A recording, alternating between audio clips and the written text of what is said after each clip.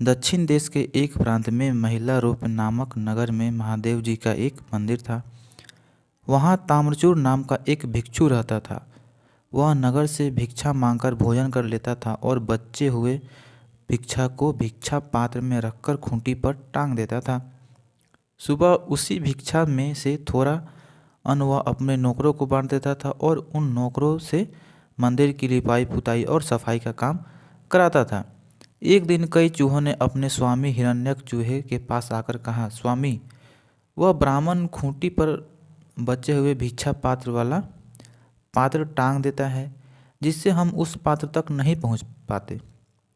आप चाहे तो खूंटी पर टंगे पात्र तक पहुंच सकते हैं। आपकी कृपा से हमें भी प्रतिदिन उस अन्न में से कुछ भोजन मिल सकता है। उसकी प्रार्थना सुनकर हिरण्यक उन्हें साथ लेकर उसी रात वहां पहुंचा। उछलकर हिरण्यक खूंटी पर टंगे पात्र तक पहुंच गया। वहां से अपने साथियों को हिरण्यक ने भरपेट अन्न दिया और स्वयं भी खूब खाया। प्रतिदिन इसी तरह हिरण्यक अपना और अपने साथियों का पेट पालता रहा। ताम्रचूर ब्राह्मण ने इस चोरी का एक उपाय किया। वह कहीं बांस का एक डंडा ले आया और उसी रात भर खूंटी पर टंगे पात्र को खटखटाता रहा। हिरण्यक भी बांस के पीटने के डर से पात्र के पास नहीं जा पहुंचा था। सारी रात यही संघर्ष चलता रहा। कुछ दिन बाद उस मंदिर में एक विस्तीफक नाम का एक सन्यासी अतिथि बनकर आया। ताम्रचूर ने उसका बहुत सत्कार किया। रात के समय दोनों में देर तक धर्म चर्चा भी होती रही, किंतु ताम्रचूर ने उस चर्चा के बीच भी फटे बांस से भिक्षा पात्र को खटखटाने का कार्यक्रम चालू रखा। आगंतुक सन्यासी को यह बात बहुत बुरी लगी। उसने समझा कि ताम्रचूर उसकी बात को पूरे ध्यान से नहीं सुन रहा है। इसे उसने अपना अपमान भी समझा, इसलिए अत्यंत क्रोधविष्ट होकर उसने कहा, ताम्रचूर, तुम मेरे साथ मैत्री नहीं निभा रहे, मुझसे पूरे मन से बात भी नहीं करता। मैं भी इस समय तेरा मंदिर छोड़कर दूसरी जगह चल जाता हूँ। ताम्रचूर ने डरते हुए उत्तर दिया, मित्र, तुम मेरे अनन्य मित्र हो। मेरी व्यग्रता का दूसरा कारण है। वह यह है कि यह दुष्ट चूहा खूंटी पर टंगे भिक्षा पात्र में से जो भोज्य वस्तुओं को चुराकर खा जाता है। चूहे को डराने के लिए ही मैं भिक्षा पात्र को खटका रहा हूँ। इस चूहे ने तो उछलने में बिल्ली और बंदर को भी मात दे दिया है। विस्तीफक ने पूछा, उस चूहे का बिल तुझे मालूम है? ताम्रचूर बोला, नहीं, मैं नहीं जानता। विस्तीफक ने कहा, हो न हो इसका बिल भूमि में गड़े खजाने के ऊपर हो, तभी उसकी गर्मी से वह इतना उछलता है। कोई भी कारण अकारण नहीं होता। कूटे हुए तिलों को यदि कोई बिना कूटे तिलों के भाव बेचने लगे तो उसका कारण भी होता है। विस्तीफक ने ताम्रचूर से पूछा, क्या तुम्हें उसके आने जाने का मार्ग मालूम है?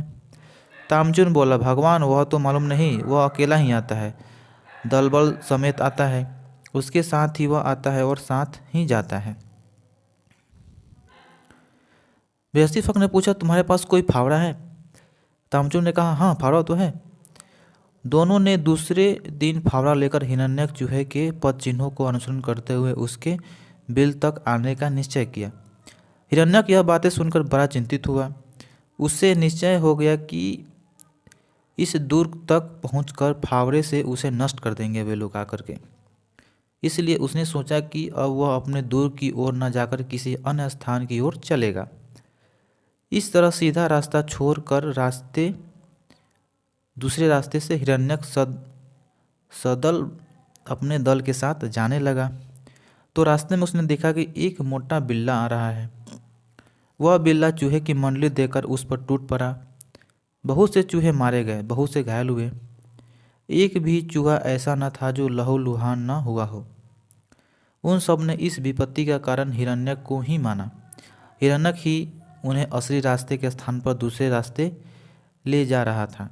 बाद में सारे चूहों ने मिलकर हिरण्यक चूहे के साथ छोड़ दिया।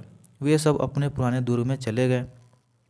इस बीच विस्तीफक और ताम्रचूर भी फावड़ा समेत दुर्ग तक आ पहुँचे। वहां पहुंचकर उन्होंने दुर्ग को खोदना शुरू कर दिया। खोदते खोदते उनके हाथ वह खजाना लग ही गया जिसकी गर्मी से हिरण्यक, बंदर और बिल्ली से भी और अधिक उछल रहा था। खजाना लेकर दोनों ब्राह्मण मंत्री की ओर लौट गए।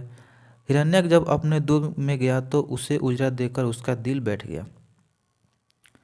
उसकी यह अवस्था देखे नहीं जाती थी। सोचने लगा, क्या करूं, कहाँ जाऊं? उसके मन में कहाँ शांति मिलेगी। बहुत सोचने के बाद हिरण्यक फिर निराश में डूबा हुआ उसी मंदिर में चला गया जहाँ ताम्रचूर रहता था।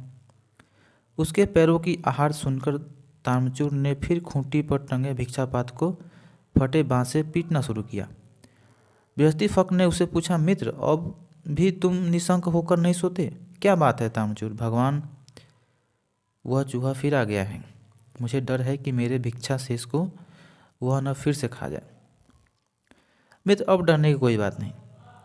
धन के चले जाने के साथ उसके उछलने का उत्साह भी नष्ट हो गया है। सभी जीवों के साथ ऐसा ही होता है। धन बल से ही मनुष्य उत्साही होता है, वीर होता है और दूसरे को पराजित करता है। यह सुनकर हिरण्यक ने भी पूरे बल से छलांग मारी, किंतु खूंटी पर टंगे पात्र को न पहुँच सका और मुख के बल गिर पड़ा। हिरण्यक को गिरने की आवाज़ सुनकर उसका शत्रु बृहस्पति फक ताम्रचूर से हंसकर बोला, देख ताम्रचूर, इस चूहे को देख। खजाना छिन जाने के बाद वह फिर मामूली चूहा नहीं रह गया है। इसकी छलांग में अब वह वेग नहीं रहा जो पहले था। धन में बड़ा चमत्कार होता है। धन से ही सब बली होते हैं, पंडित होते हैं। धन के बिना मनुष्य ही अवस्था दंतहीन सांप की तरह हो जाता है। धनाभाव से हिरण्यक की बड़ी दुर्गति हो गई। उसके ही नौकर उसे उलाहना देने लगे कि यह चूहा हमारा पेट पालने योग्य तो है ही नहीं, हाँ, हमें बिल्ली के खिलाने योग्य अवश्य है। यह कहकर उन्होंने हिरण्यक का साथ छोड़ दिया था। हिरण्यक के साथ ही उसके शत्रुओं के साथ जा मिले थे। हिरण्यक ने एक दिन सोचा कि फिर वह मंदिर में जाकर खजाना पाने की यत्न करेगा। इसी तरह यह अंत में उसकी मृत्यु भी हो जाए तो वह कोई चिंता नहीं। यह सोचकर हिरण्यक फिर मंदिर में गया। उसने देखा कि ब्राह्मण खजाने की पेटी में सिर रखे सो रहा है। हिरण्यक पेटी में छिद्र करके जब धन चुराने लगा तो वे जाग गए। लाठी लेकर वे हिरण्यक के पीछे दौड़े। एक लाठी उसके सिर पर लगी। आयु शेष थी इसलिए मृत्यु नहीं हुई, किंतु घायल बहुत हो गया। सच तो यह है कि जो धन भाग्य में लिखा है वह तो मिल ही जाता है। संसार की कोई शक्ति उसे हस्तगत होने में बाधा नहीं डाल सकती। इस घटनाक्रम के बाद हिरण्यक को कोई शोक नहीं रहा। जो उसके हिस्से में है वह उसका अवश्य होगा, ऐसा मानकर वह वैराग्य हो गया।